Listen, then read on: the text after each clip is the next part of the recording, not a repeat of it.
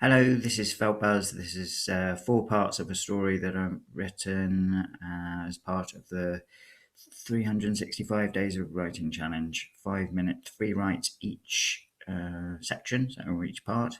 Here's the first one. He stands in the middle of the alley. He looks left, then right, up, then down. He's lost, he realises. Worse than that. Not only doesn't he know where he is, but he also doesn't know how he got here. His last memory is of standing in a bar trying to chat up the woman with the big tits, and the smile that reminded him of a character on Sesame Street, but he couldn't remember which. Probably because he was focused on her tits.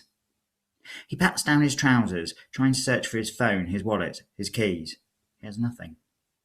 At least he's wearing his trousers, he thinks, trying to make light of the situation. He has a bag, he suddenly realises. He doesn't recognise it as his. He looks in it. It is empty. Completely empty. Has he been given something? A drug? He doesn't think it was alcohol. For one thing, he was driving and he never drink drives. But also, he doesn't have that still drunk feeling. He doesn't have a hangover. He doesn't feel sick or fuzzy-headed. So what's happened? How can he be standing in a bar one moment, and in the next in a street, all alone without his possessions? He looks around the street again. Perhaps he can find someone. Perhaps he can get help. Help! He calls out into the empty street.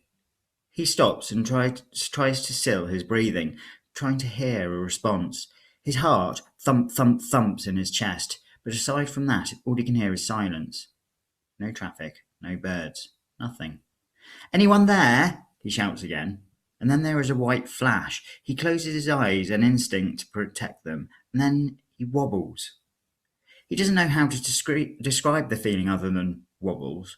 He has seen the white flash and felt the wobbles before, he remembers. When he opens his eyes, he is suddenly not alone. He's in a crowded street. Not the same street as before, possibly not the same town. It feels different. It smells different too. But perhaps that is because there are thousands of others pressed up against him. He can smell them. Some of them are sweet and nice, but others stink. Dirty clothes and armpits that could do with a good wash. He's being swept along by the crowd, and at first he fights it. But it is pointless, and in the end he gives in. They are flowing under a bridge, this river of human beings. "Where are we going?" he asks a woman who is next to him. She looks at him, but doesn't reply. "Please," he says, smiling at the woman, hoping he looks less deranged than he feels. "Please, can you tell me where we're going?" She nods, and then says, "Can you look at your watch where you're going?" He blinks, confused at the strange last few words that seem to run together in one big car crash word.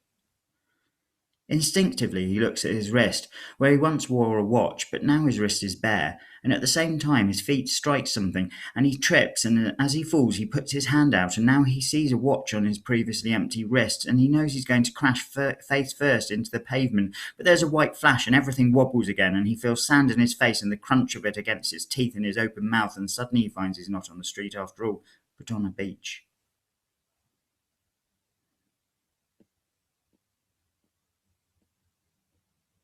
He lies on the beach, feeling the cold wet sand on his face and the warmth of the dying sun on his back. He doesn't want to get up. He worries that if he does, everything will change again. He wonders if he's losing his mind. He wonders if he's tripping through some kind of wormhole, but he thinks this is only the stuff of science fiction. It can't be happening to him. Can it? Eventually he stands up and brushes the sand from his clothes and face. The sun has almost set. He stands and looks at the ocean, feeling the salt-laden breeze on his skin. He closes his eyes and breathes in time to the waves that crash onto the beach around him. He opens his eyes and looks around him. There's no one else on the beach. Beside him is what looks like a wooden path that leads away from the beach and into the woods. Not wishing to remain on the beach in the dark, he takes this path. As he leaves the sound of the ocean behind him, he turns a corner and stops suddenly. There is a woman standing in front of him, hair covering her face.